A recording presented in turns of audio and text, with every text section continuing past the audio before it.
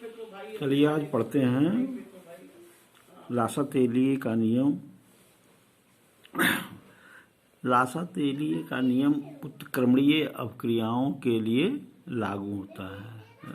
सबसे पहले समझिए कि लासा-तेलिए का नियम उत्क्रमणीय अपक्रियाओं के लिए लागू होता है। इस नियम के अनुसार यदि किसी साम्यनिकाय पर ताप, दाब व सांद्रता में परिवर्तन किया जाता है, ताप, दाब व सांद्रता में परिवर्तन किया जाता है, तो साम्य उस दिशा में विस्थापित होता है जिधर परिवर्तन का प्रभाव निरस्त होता है।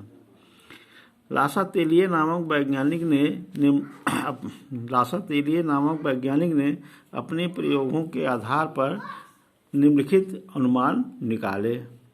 पहला पॉइंट है, किसी साम्यनिकाय पर ताप बढ़ाने पर साम्य उस दिशा में विस्थापित होता है जिधर परिवर्तन का प्रभाव निरस्त होता है। फिर से सुन लीजिए, किसी साम्यनिकाय पर दाब बढ़ाने पर साम्य उस दिशा में विस्थापित होता है जिधर आयतन में कमी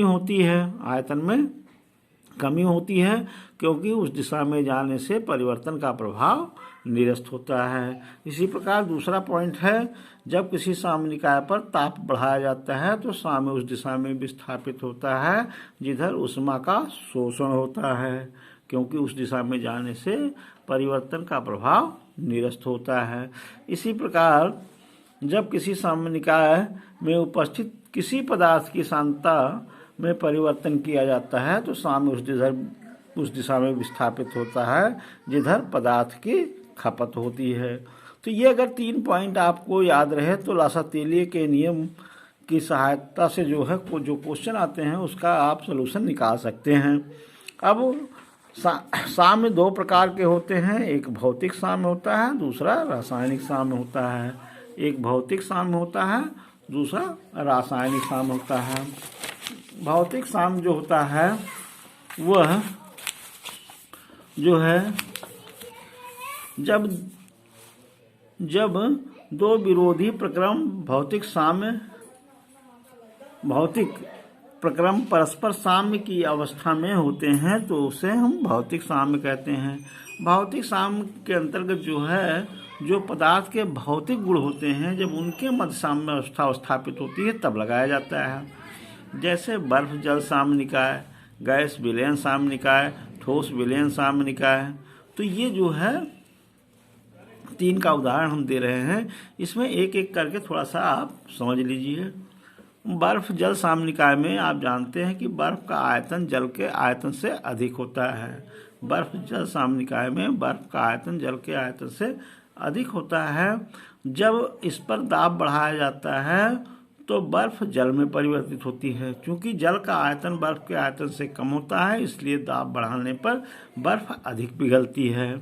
इसी प्रकार दूसरा पॉइंट है गैस विलयन साम्यनिकाय। गैस विलयन साम्यनिकाय में गैस का आयतन अधिक होता है, विलयन का आयतन कम होता है। तो अगर हम इस पर दाब बढ़ाएंगे तो सामग्री दिशा में विस्थापित होता है। दूसरे शब्दों में हम यह कह सकते हैं कि गैस जो है अधिक मात्रा में विलयन में परिवर्तित हो जाएगी। ठीक उसी प्रकार आप आइए ठोस विलयन में, ठोस का आयतन जो है साधारणतः कम होता है। बर्फ को छोड़ दें, बाकी जो होता है ठोस का आयतन विलयन के आयतन से कम होता है। इसलिए इस पर जब दाब बढ़ाएंगे तो साम्य जो है पश्चिम दिशा में विस्थापित होगा, यानी जो ठोस अवस्था है वो विलयन में कम परिवर्तित होगी। तो ये 2-3 पॉइंट जो है भौतिक साम्य के रहे। उसके बाद आप आइए रासायनिक साम्य के हम उदाहरण आपको 2-3 दे देते हैं। इसमें पहला उदाहरण आपको दिया गया है H2 + I2 = 2HI। H2 + I2 = 2HI। अब इसमें आप देखें तो H2 + I2 इसमें अणुओं की संख्या में परिवर्तन नहीं हो रहा है, अर्थात अभिकारक और उत्पाद के अणुओं के आयतन में जो है कोई परिवर्तन नहीं हो रहा है। इसलिए जो है इस पर दाब का कोई प्रभाव नहीं पड़ेगा और यह एक ऊष्माशोषी अभिक्रिया है। इसलिए जो है ताप बढ़ाने साम्य पश्चिम दिशा में विस्थापित होता है। है, सॉरी इसमें देखिए ताप बढ़ाने पर साम अग्र दिशा में विस्थापित होगा, अर्थात अधिक मात्रा में हाइड्रोजन आयोडाइड बनेगी। दूसरा पॉइंट आप देखिए, N2 + 3H2 gives 2NH3। इसमें देखिए 22.4 किलो कैलोरी उष्मा निकल रही है, तो यह एक उष्मा क्षेपी अभिक्रिया है, तो ताप बढ़ाने पर साम पश्चिम दिशा में विस्थापित होगा। अर्थात दूसरे शब्दों में हम कह सकते हैं कि इस अभिक्रिया में जो है ताप बढ़ाने से कोई फायदा नहीं होगा, कम ताप की आवश्यकता होगी। लेकिन अगर हम दाब की बात करते हैं तो इसमें N2 + 3H2 gives 2NH3। इसमें देखिए 1 मोल नाइट्रोजन है और 3 मोल हाइड्रोजन है, ये मिलकर हो गए 4 मोल, और इसमें जो है 2 मोल अमोनिया बनती है।